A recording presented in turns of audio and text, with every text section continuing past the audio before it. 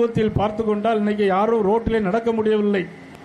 10 வயது குழந்தை முதல் 70 வயது பெண்கள் வரையிலும் இன்னைக்கு பாலியல் வன்கொடுமைகள் நடக்கிறதா இல்லையா? பாலியல் வன்கொடுமைகள் நடக்கிறதா இல்லையா? இந்த ஆட்சியில் லாக்அப் மரணங்கள் எத்தனை? சிவகங்கையிலே லாக்அப் மரணங்கள் ஒரு ஏடி டிஜிபிக்காக ஒரு மரணமே நடந்திருக்கிறது. 24 மரணங்கள் நடந்திருக்கிறது. ஆனால் 24வது லாக்அப் டெத்தில் மட்டும்தான் முதலமைச்சர் சொல்றார் சாரி அப்படின்னு சொல்றார்.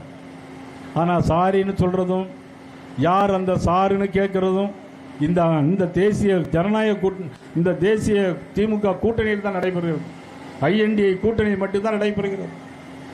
அண்ணா பல்கலைக்கழகத்தில் ஒரு பெண் இரவு 8 மணிக்கு பாலியல் பலாத்காரம் செய்கிறார். போன்லேயே பேசி சாரிடம் பேசுங்கள் என்று சொல்கிறார். நாங்கள் கேட்கிறோம், அந்த சார் எந்த சார், அது யார் சார் அப்படின்னு கேட்கிறோம். கேட்டால் திமுக மந்திரி வீட்டில் உட்காந்து பிரியாணி சாப்பிட்டுட்டு இருக்கிறான். அந்த அளவுக்கு தான் இன்னைக்கு திமுக கூட்டணி இருக்கிறது.